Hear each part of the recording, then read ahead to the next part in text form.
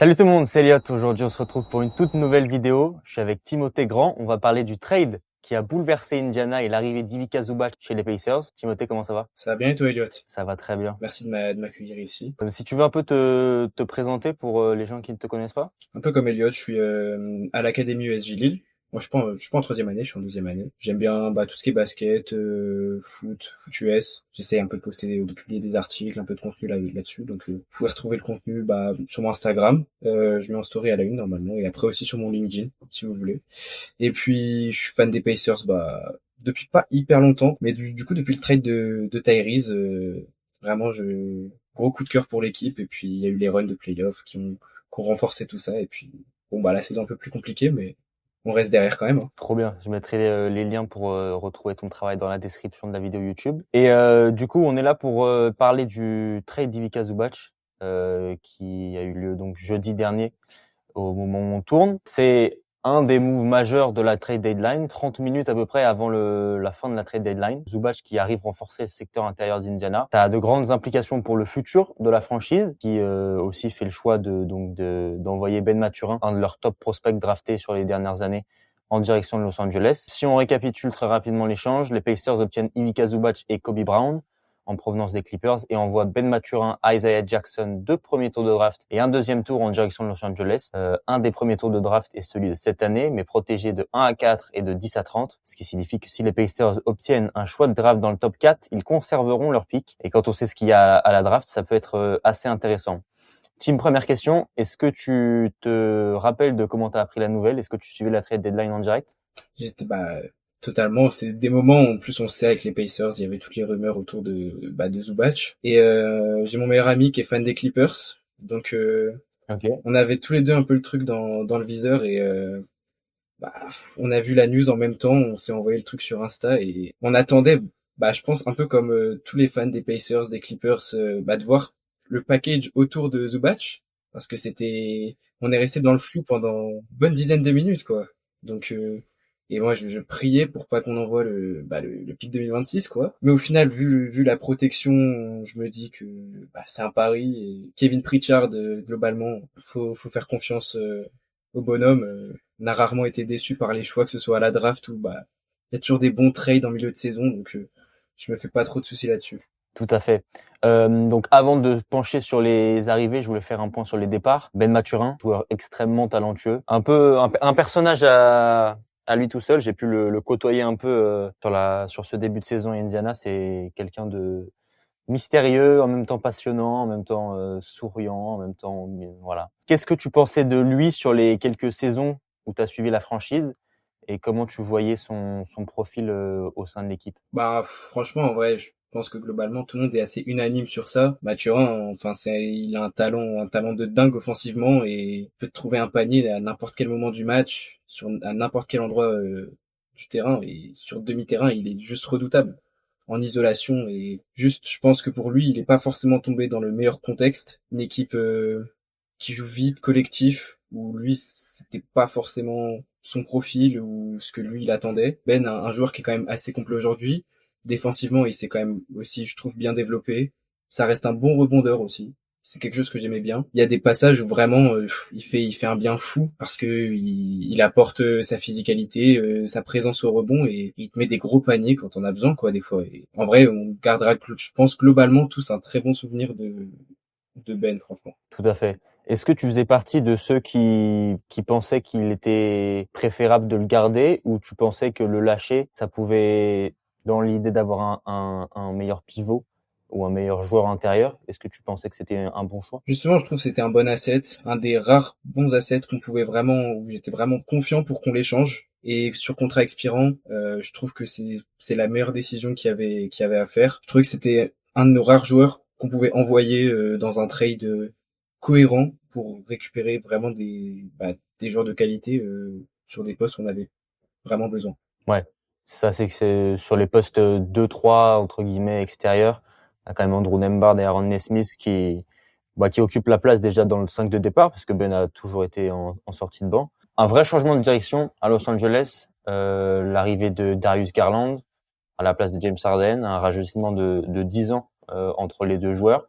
Ben Mathurin, pareil, une star un peu en devenir, qui pourrait vraiment éclore du côté des Clippers. Un autre joueur qui part du côté de Los Angeles et qui pourrait voir son rôle changer, Isaiah Jackson, qui était là depuis pas mal de temps à Indiana. Globalement, c'est quoi ton ressenti sur ce qui va pouvoir, à quel point il va pouvoir éclore à Los Angeles? Ajax, franchement, bah, c'est un profil que j'ai toujours apprécié en sortie de banc parce que il t'apporte quelque chose qu'un titulaire peut pas t'apporter. C'est qu'il va te donner 15-20 minutes où il va être hyper physique, il va donner tout ce qu'il a des deux côtés du terrain, poser des gros écrans, défendre dur et se battre au rebond à chaque fois. En fait, c'est vraiment, il fait le sale boulot, je trouve, et c'est quelque chose qu'Indiana avait pas forcément, et vraiment un très très très très bon défenseur qui a des bons instincts dans la raquette, et il y a toujours ce souci de faute qu'il a eu depuis qu'il est arrivé dans la ligue, mais si à un moment il arrive à corriger ce souci-là, il peut, je pense, en vrai, prétendre à être titulaire dans une équipe NBA, et surtout, bah là, les Clippers, un Brook Lopez qui va avoir quoi, 37 ou 38 ans cette année, c'est pas l'assurance de risque non plus, et bon, après, il y a Niederhauser qui est pas trop mal, qui est quand même assez grand, qui fait des bonnes choses en sortie de banc, mais je sais pas si aujourd'hui les Clippers ils sont prêts à mettre un pivot suisse de 23 ans drafté en fin de premier tour titulaire directement quoi. Je pense qu'il peut faire son trou à LA et potentiellement gagner sa place dans le 5 quoi. Tout à fait. On a parlé donc des départs des Pacers. Si on se penche sur les arrivées maintenant, il y a Kobe Brown aussi qui arrive dans le trade avec Ivica Zubac en direction d'Indiana. Est-ce que tu penses que le package global envoyé par Indiana est le bon et vaut entre guillemets l'apport de Zubac et Brown? D'un côté oui, parce que Zubac depuis 2 ans c'est quand même vraiment une valeur sûre au poste 5. Il fait ses stats. Après, il a eu Harden à côté, mais enfin l'an prochain, il aura Liberton, même là, Nembhard sur la fin de saison. Si on les fait vraiment jouer à tous les matchs, j'espère pas, mais j'ai été un peu aussi étonné quand même de la contrepartie. Je dis que 2 premiers tours, c'est quand même beaucoup. Le 2026, j'étais moyennement heureux quand j'ai vu l'info, mais après la protection fait que la pilule passe un peu mieux. Après, c'est sûr, on regarde le détail du contrat, ça prend quoi? Ça prend même pas 10% du cap, je crois, sur les 3 prochaines années. Avoir un pivot qui a une telle production statistique et qui répond autant aux besoins de l'équipe, c'est pas surpayé et l'équipe, enfin Kevin Pritchard, il sent que là il y a vraiment une fenêtre pour aller gagner un titre. Quand t'es Indiana ou un petit marché, tu peux pas laisser passer ce genre d'opportunité et c'est pas 2 premiers tours qui vont mettre la franchise dans le mal pour toujours quoi. Tout à fait. Et surtout pour un joueur de ce calibre, on avait entendu des rumeurs autour de Gafford, autour de Onyeka Okongwu, de Nick Claxton, Kelly Ware éventuellement. Mais Ivica Zubac, c'est quand même un pivot top 10 NBA annoncé en tout cas par Rick Carlisle et par certains observateurs, qui a fini top 6 du classement Defensive Player of the Year l'année dernière, qui a une carte à jouer à l'Est pour devenir un All-Star en puissance l'année prochaine. De toutes les rumeurs qui ont été évoquées pour le poste de pivot aux Pacers, on est d'accord que c'est quand même le meilleur joueur qui était disponible. Ouais, carrément. Après, dans une moindre mesure, Kelly Ware, je trouve c'est un profil qui est hyper atypique et il y a beaucoup d'interrogations. Mais il y a tellement de possibilités de dingue et tu vois ce qu'il fait avec un temps de jeu limité à Miami, assez impressionnant et même athlétiquement et il a quelque chose que Zubac a pas forcément, une certaine adresse extérieure aussi et c'est pour ça que j'aimais bien aussi le profil que pouvait avoir Okongwu où vraiment là cette année il est quasiment à 40% à 3 points je crois. C'est quand même un profil qui je trouve aussi matchait assez bien avec les besoins des Pacers et aussi avec la timeline, même défensivement au rebond, ça reste moins bon que Zubac mais ça comblait aussi certains besoins qu'Indiana avait. Tout à fait. Tu parlais de Kelly Ware et de Zubac, deux profils très différents. Zubac qui est un pivot beaucoup plus lent, qui va faire du dirty work. En termes de skill offensif, que Rick Carlisle a dit, c'est des choses qu'il a jamais vues de son passage, depuis son deuxième passage à Indiana. Qu'est-ce que tu penses que Zubac peut apporter en attaque que les Pacers n'ont jamais vraiment eu? Le jeu un peu en tête de raquette quoi, tout et ce jeu sur pick and roll parce que c'est vraiment un excellent poseur d'écran et il a une capacité vraiment à être à 3-4 mètres du panier et en fait il est une menace quand même à cette distance-là. Vraiment je vois bien des situations où limite avec Siakam en porteur de balle et Zubac qui pose le pick, au final il se retrouve tête de raquette et ça fait 2 points faciles quoi. Et en fait tu peux poser ce système avec globalement n'importe qui sur le parquet parce que c'est les Pacers et que tout s'applique à chaque fois. Il a vraiment ce côté-là sous-côté je trouve sur cet aspect-là de son jeu qui est je trouve pas hyper reconnu, un peu dans un style à la Hartenstein, je sais pas si Tu vois ce que je veux dire? Sur le sens où vraiment il y a ce toucher dans la raquette, quoi. Et c'est quelque chose, effectivement, ouais, qu'on n'a pas vraiment vu à Indiana depuis très longtemps. Je sais pas si on a vu ça, même. Ça, c'est un profil qui est carrément différent de Miles, quoi. Je suis impatient de voir comment ça va, enfin, comment la sauce va prendre, mais je me fais vraiment aucun doute sur le bon fit que c'est, en fait. Ouais, tout à fait.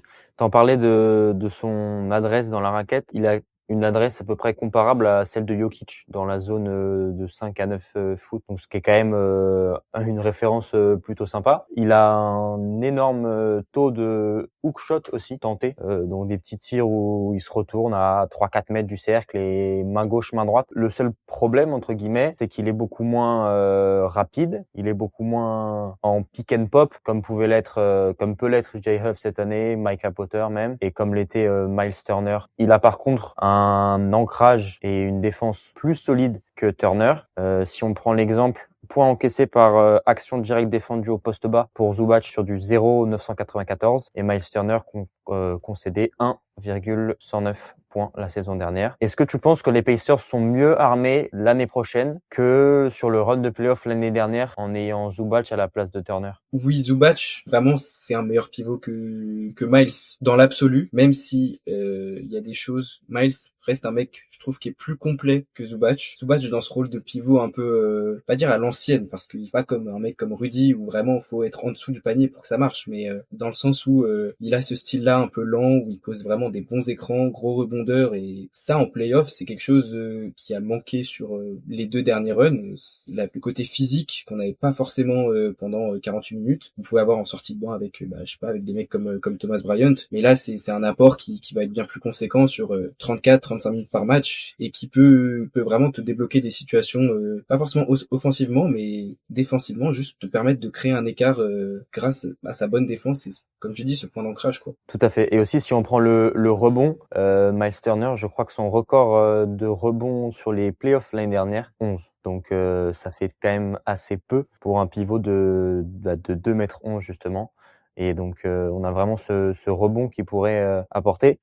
Je sais pas si tu te souviens, mais Ivica Zubac a pris notamment 29 rebonds sur la tête des Pacers sur un match qui finit en 31-29. Rick Carlisle a dû se rappeler de ce match pendant longtemps et se dire que s'il passait du bon côté, c'était intéressant d'avoir Zubac dans l'effectif. Indiana était aussi avant-dernier de la ligue l'année passée en pourcentage de rebonds offensifs. Il est 26e cette année, donc on va avoir vraiment un upgrade là-dessus. Si on parle par rapport au pivot de cette année, qu'est-ce que tu penses de Potter et Huff comme backup pour Zubac? Est-ce que tu penses que c'est suffisant en relais du pivot croate? Je pense en réalité Jay Huff, oui c'est suffisant parce que il a vraiment défensivement, enfin à l'intérieur, c'est un des meilleurs contreurs en NBA et il a ce truc, enfin les deux ils ont ce truc là du shoot extérieur où c'est vraiment deux très très bons shooters. Mais juste je donnerais ma préférence à Jay Huff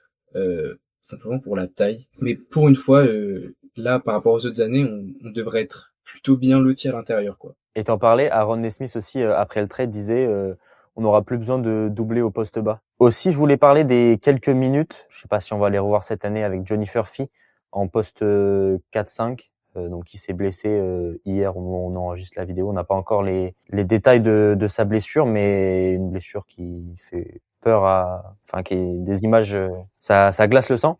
Qu'est-ce que tu as pensé de ces minutes avec Siakam, Furphy dans la raquette? Avec donc cette capacité à courir et à défendre, à switcher partout. Est-ce que tu penses que ça peut être une solution viable l'année prochaine? Parfois, justement, si Zubac, on veut changer un peu et pouvoir envoyer ce 5 small ball? Bah justement, enfin moi déjà Furphy c'est un profil que j'aime beaucoup parce que on voyait ce qu'il faisait à Kansas. Je trouve que c'est dommage qu'il ait toujours pas retrouvé vraiment cette bonne adresse extérieure qu'il avait à l'université. Il a toujours eu ce profil où vraiment il court tout le temps et il fait vraiment beaucoup d'efforts. Et là bah il est dans le 5 depuis quoi? Il était depuis 1 mois et demi quoi, presque quand même. Et il faisait vraiment des super choses. Les stats elles montrent pas forcément ça, mais je crois qu'il y a eu un double-double quand même, point rebond. Et vraiment, au rebond, bah, un peu dans le même registre que Mathurin, où il va se battre au rebond et il utilise ses bras, il fait tout ce qu'il peut pour offrir la possession à Indiana. Et ouais, l'association avec Siakam, elle marchait bien, et dans ce sens où on retrouvait un petit peu les Pacers qu'on voyait les 2 dernières années, où vraiment ça court et t'as une pace qui est sûrement la meilleure de la NBA, quoi, quand t'as un 5 comme ça. Donc après, avoir la gravité de la blessure de Furphy, s'il pourra être là en octobre. Premières images donnent pas trop cette impression. On espère se tromper, mais si autour du 20 octobre prochain, il est là et qu'on peut tenter des line-up comme ça. Clairement. Et ça rappelle aussi les line-up avec Pascal Siakam et Obi Toppin, où Toppin jouait sur un poste de faux 5, encore une fois capable de courir et de se projeter très rapidement vers l'avant et amener cette capacité à switch sur absolument tous les écrans. La seule petite réserve qu'on peut peut-être émettre sur Zubac, il passe 73% de ses minutes dans la slow zone, c'est-à-dire une vitesse de déplacement inférieure à 8 pieds par seconde. Bon, alors les stats sont les stats, mais en gros, ça veut dire qu'il est plutôt parmi les pivots les plus lents de la ligue. Est-ce que tu penses qu'il est techniquement compatible avec la pace d'Indiana? Comment Tyrese va gérer le fait d'avoir un pivot un peu plus lent? Les Pacers qui avaient la 7e pace l'année dernière. Bah, en vrai, je me fais pas trop de soucis parce que les mecs comme Tyrese, Andrew, c'est des gars qui gèrent parfaitement le rythme et qui ils savent quand faut mettre un coup d'accélérateur ou quand faut un peu plus poser le jeu, et de toute façon ils vont avoir le temps de taffer sur ces choses-là. Je pense qu'il y a le côté excellent poseur d'écran de Zubac qui va faire que logiquement la pace va ralentir un peu parce que il va être utilisé dans pas mal de systèmes, c'est sûr. Mais je suis sûr qu'il y a des phases où Zubac il va réussir à s'adapter à ce style de jeu-là, de courir. Je trouve que l'ajout reste pas incompatible non plus, dans le sens où t'as toujours des mecs comme Nesmith ou Siakam qui sont là pour courir, quoi. Et Zubac qui te sécurise le rebond et relance rapide, comme on peut le voir les autres années. Donc c'est pas quelque chose qui m'inquiète fondamentalement. Je pense que oui, sur certains matchs, ça peut être un souci des fois. Ça peut un peu enrayer l'attaque, on va dire, mais au global, c'est plus de bons que de mauvais, parce qu'on se dirigeait quand même sur une saison. Enfin, si là on n'avait pas de poste 5 pour la saison prochaine, t'as pas un pivot titulaire NBA, en tout cas en termes de niveau, quoi. Clairement. Justement, tu parlais du temps. C'est ce que Tyrese a dit récemment dans le show Amazon. Il a dit que ils vont avoir le temps, puisque là actuellement Tyrese est blessé. Zubac est arrivé, donc on est en février. Ils ont jusqu'à octobre pour vraiment apprendre à se connaître sur le terrain, en dehors, vraiment construire leur complicité et pouvoir être prêts à affronter tous les systèmes, toutes les défenses et toutes les positions possibles l'année prochaine. Donc ça, c'est vraiment une bonne idée d'avoir récupéré un pivot à la trade deadline et non pas cet été, pour pouvoir avoir le temps de créer l'alchimie entre Tyrese et Zubac. On se projette un peu sur la suite de la saison et la suite des choses pour les Pacers. La draft, et notamment même avant la draft, la loterie qui va arriver. Tu m'as parlé d'être un peu frustré entre guillemets de voir ce pick 2026 partir, mais que la protection t'a rassuré. Cette protection, qu'est-ce que t'en penses et pourquoi ça te rassure? C'est un kit au double. Je pense que globalement, Indiana est assuré enfin pas assuré parce que c'est jamais comment les autres équipes vont tanker, mais Indiana tank plutôt comme il faut. À voir si Brooklyn et Washington veulent se mettre à gagner quelques matchs. Mais ce serait bien d'être quand même dans les trois pires bilans, histoire d'avoir le plus de chances possible sur le first. En gros, si on finit, je crois que c'est dans les 4 pires bilans de la ligue, on a une chance sur 2 d'avoir un pick dans le top 4, quoi. Pour gagner, en fait, faut jouer, t'as pas le choix, donc faut faire des paris qui sont plus ou moins risqués. Là, si Indiana prend un pick top 4 en mai et en juin, en fait, t'as gagné un pivot top 10 NBA et potentiellement un All-Star en devenir d'ici 3 ans. Voire une superstar peut être le visage de ta franchise pour les 10 prochaines années. Donc, Vendu comme ça sonne pas mal. ça sonne très très bien même. Mais c'est un pari qui est risqué, mais en même temps tous les paris sont risqués et pour gagner il faut jouer en fait. Tu parlais des stars potentielles que cette QV a. C'est qui le joueur qui t'intéresse le plus dans cette draft? On parle d'Edge Dibonsa, Darren Peterson, Cameron Boozer. Il y a un petit débat sur qui pourrait être en quatrième entre Flemings et Wilson. Si vraiment on se concentre sur ce Big Three, quel est le joueur que tu aimerais voir atterrir si évidemment toutes les planètes sont alignées et que les Pacers par exemple obtiennent le premier choix? Qui est le joueur que tu voudrais voir arriver dans l'Indiana? Peterson, sans aucun débat possible. Ce qu'il montre en NCAA depuis qu'il est arrivé, c'est indécent. Enfin, en termes de scoring, il donne la sensation d'être facile, de jamais forcer son jeu, de juste être un talent générationnel. Enfin, le mec est quand même comparé à Kobe en termes de scoring. Le plafond, on n'a pas trop d'image vraiment de ce que peut être son plafond. Et on voit bien toutes les équipes qui draftent au fit ces dernières années, ça marche pas du tonnerre. Peterson, pour moi, c'est vraiment le first pick évident, même si fut un temps, Dibansa était un peu dans ces discussions-là, mais la confrontation directe là d'il y a une ou deux semaines, Peterson il fait son show en 15 minutes, il plie le match, ça donne une indication claire à tous les scouts de la ligue quoi. Si on se projette sur 2027, donc on a ce 5 de départ avec Ivica Zubac. On a potentiellement ce banc avec une des 4 options de la draft. Qu'est-ce qui empêche les Pacers d'être champions NBA 2027? Pas grand-chose, non? Théoriquement, pas grand-chose, hein, parce qu'on regarde, je pense que tu regardes sur les 9, 10 gars qui font ta rotation, bah, à part le Thunder, peut-être les Spurs, voir comment ça se goupille, peut-être les Celtics et les Pistons. Je vois pas grand monde capable d'inquiéter Indiana. L'ancrage défensif que Zubac va apporter, tout en gardant une attaque aussi efficace, en fait, tu t'assures d'être top 10 dans les deux catégories statistiques. T'as une conférence Est qui est grande ouverte presque. Il y a l'expérience de deux gros runs de playoff. En vrai, le seul frein, encore une fois, enfin, comme pour tout, c'est les blessures, quoi. Je viens d'avoir la notification, Johnny Furphy s'est fait une rupture du ligament croisé antérieur du genou droit. Donc on en parlait tout à l'heure. C'est ce que tout le monde redoutait, mais les images montraient ça.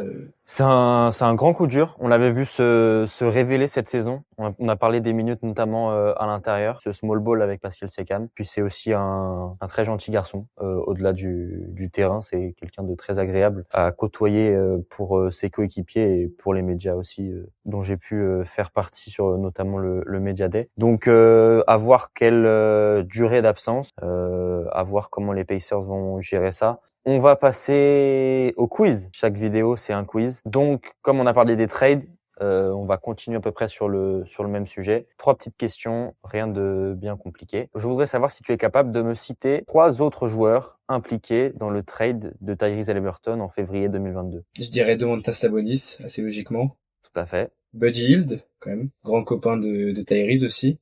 Tout à fait. Et Tristan Thompson. Et Tristan Thompson, tout à fait.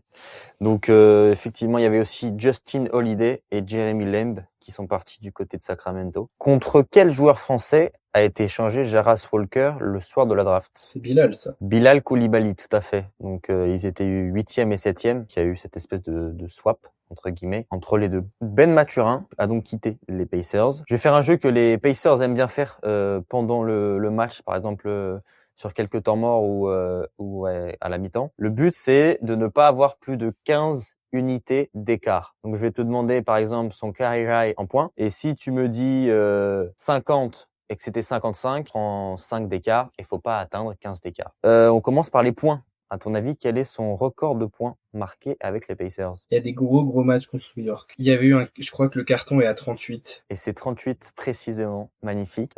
Pour l'instant, tu restes à 0. Très bonne réponse. Quel est son record de rebond désormais? Ça reste un bon rebondeur. C'est au-dessus de 10. Je dirais 13. Il doit bien y avoir un ou deux matchs où il a dû compenser certaines errances de nos intérieurs. Eh bien, j'ai 16 rebonds contre les Brooklyn Nets. Hey, Ouais, le 20 mars 2025. Ensuite, les passes décisives. je dirais qu'on dépasse pas 7 déjà. Je vais partir sur 6. Eh bien, il a dépassé 7. Il a fait 8 une fois contre les San Antonio Spurs. Tu es donc à 5 d'écart en accumulant les rebonds et les passes décisives. Les interceptions, désormais. Là, je vais dire un peu au hasard. Je vais dire 5. C'était 3 seulement. Tu es donc à 7 d'écart. Il reste 2 catégories. Les contres. Je vais dire 2. C'est 2. Tout à fait. Et désormais, tu es donc à 7. Normalement, il n'y a aucun moyen que tu perdes ce jeu. La dernière catégorie, les paniers à 3 points réussis. Un 10, c'est le même soir où il en inscrit 38. Je crois que ce soir-là, il en met 8.